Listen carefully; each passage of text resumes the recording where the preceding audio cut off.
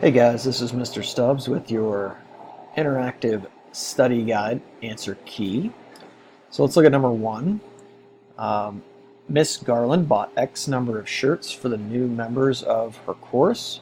The cost for X number of shirts, including $3.99 for shipping, was $77.49. Each shirt cost $12.25. There's no sales tax on this purchase. Which equation could be used to find for X? Well, let's go back and look. What does X represent? It represents the number of shirts, and the number of shirts should go with the cost of the shirt, which is $12.25. So if you go down here, you see that this $12.25 is with the X, which is representing the number of shirts, and $3.99 is the cost for the shipping, and we know that the total is $77.49. So with that being said, we know that our answer should be D. Number two. For number two, we got to write out an equation. It says Mike took a taxi from his home to the airport. The taxi driver charged an initial fee of $6 plus $3 per mile. So the word per, P-E-R, should tell us that the 3 is going to go with the variable. And the total for the fare was $24, not including the tip. So how many miles did Mike travel by taxi on his ride? So what we're looking at here is 3 represent miles for M, plus the $6 initial fee equals $24. Alright, so now you should know how to solve this from here. We got to subtract 6 from both sides because we have a positive 6. And that will cancel that out. So we're left with 3m equals 18. And then if we divide both sides by 3, m will equal 6. 3 times 6 gives us 18. Alright, number 3. When Keisha installed a fence along the 200-foot perimeter of her rectangular backyard, she left an opening for a gate. In the diagram below, she used X to represent the length in feet of the gate. Well, we know if this side of the yard is 30, then this side of the yard must also be 30. Okay, so now that we know that, we know the whole thing all the way around is 200. So if we subtract that from 30 and 30, which is 60, we will get 140. So that means we have a 140 feet left to play with. Well, if this distance from here to here is 60, then we know that that distance from here to here is 60 as well. So that is 120. So that gives us 20 feet left.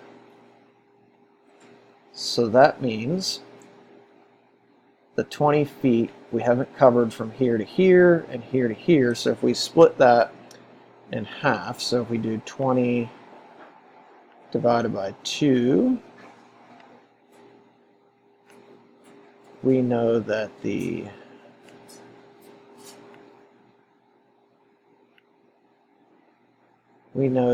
gate is going to be 10.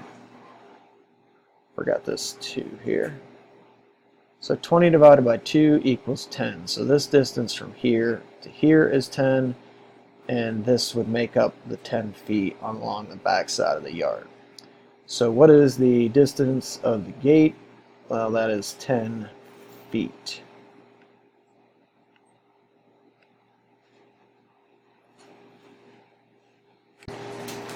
All right, so 4 through 6 says to solve the equation and show our work. So we've got this plus 14 here.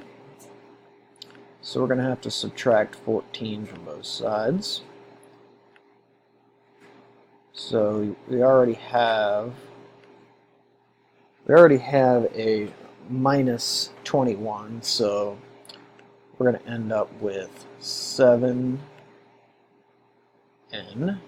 equals, so when you have the same sign, you can just add them and keep the sign, so that would be negative 35. And then we divide both sides by 7. This 7 will cancel out, so this one, and a negative divided by a positive will give us negative 5. So n is equal to negative 5.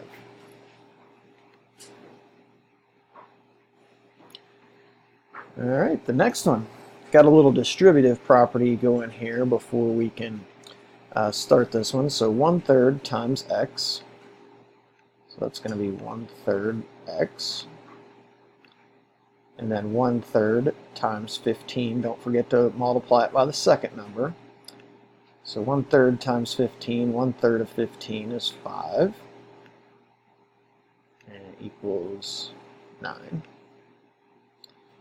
Now we can subtract both sides by 5. And we end up with, so this was 9 minus 5, which is 4. So we have 1/3 x equals 4. So if we divide both sides by 1/3, and we know from our rules of keep, change, flip, that's actually like multiplying by 3/1, which is just 3. So x, 4 divided by 1/3 is actually 12.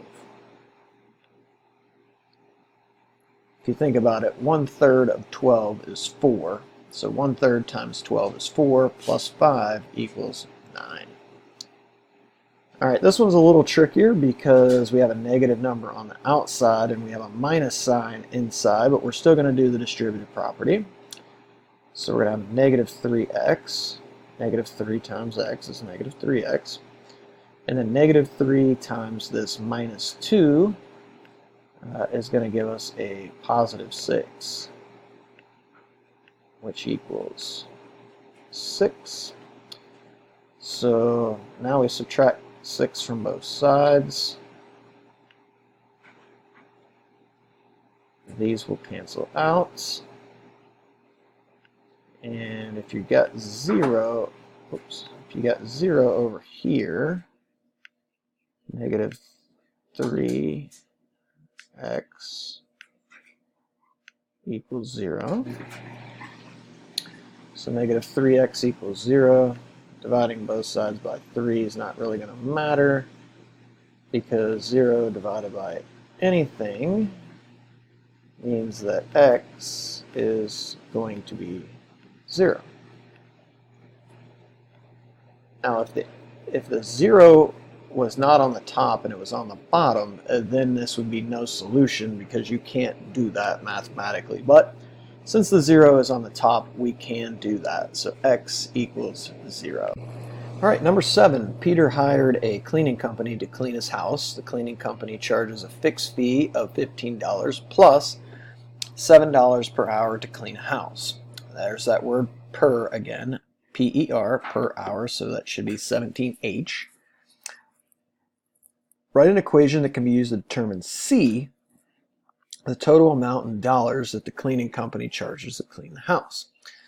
So we know it's $17 per hour plus the fixed fee, which means that's what they charge up front regardless of the hours spent working. And we don't know what the total cost of that is because we don't know how many hours they worked yet. So we can just put C. All right. So then the cleaning company charged a total of $83 to clean Peter's house. How many hours did it take to clean it? So if they charged 83, that means we can put that in for C. And then we can figure out how many hours based off of our total amount, which is 83. And so since that's plus 15, we subtract 15 from both sides. And we'll end up with, canceling that out, 17H equals 68. So we divide both sides by 17 to get rid of 17, so H can be by itself. This will drop out, and H will equal 4 hours.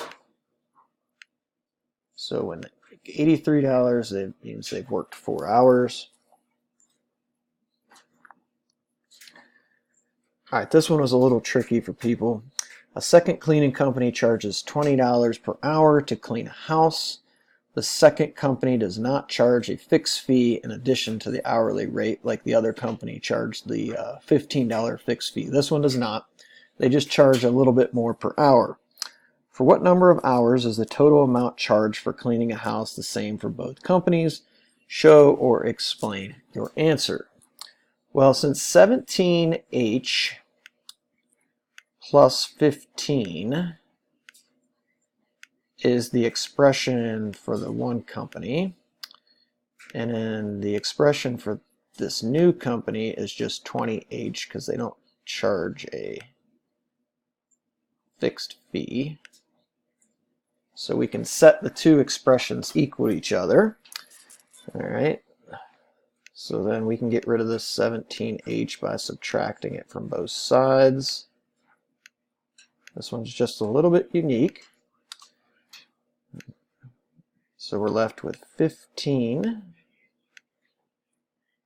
equals 20H minus 17H, be 3H. So then we divide both sides by 3. These will cancel out. That means at the 5-hour mark,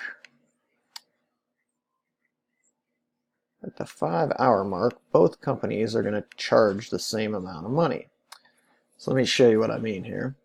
So if you plug in 5 right here and do 17 times 5, which is 85, plus 15, that would be 100.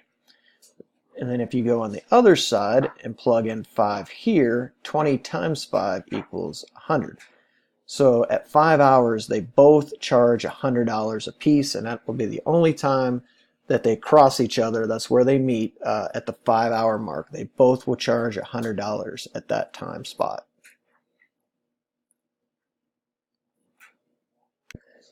Number 8 says, there are 3 brothers in the Howard family, Daryl, Malik, and Terrence, whose ages add up to 26 years. Daryl is 3 times as old as Malik, and Terrence is 5 years older than Daryl. Use any strategy, such as a tape diagram or equation, to find the age of each brother. Show your work. So let's represent, so we'll say Daryl. Daryl is 3 times as old as Malik, so we could do 3M, because he's 3 times as old as Malik. And we can represent, since we're representing, so Malik will be represented as M, and Terrence is 5 years older than Daryl. So this is Daryl's expression, so we could do 5 plus 3M.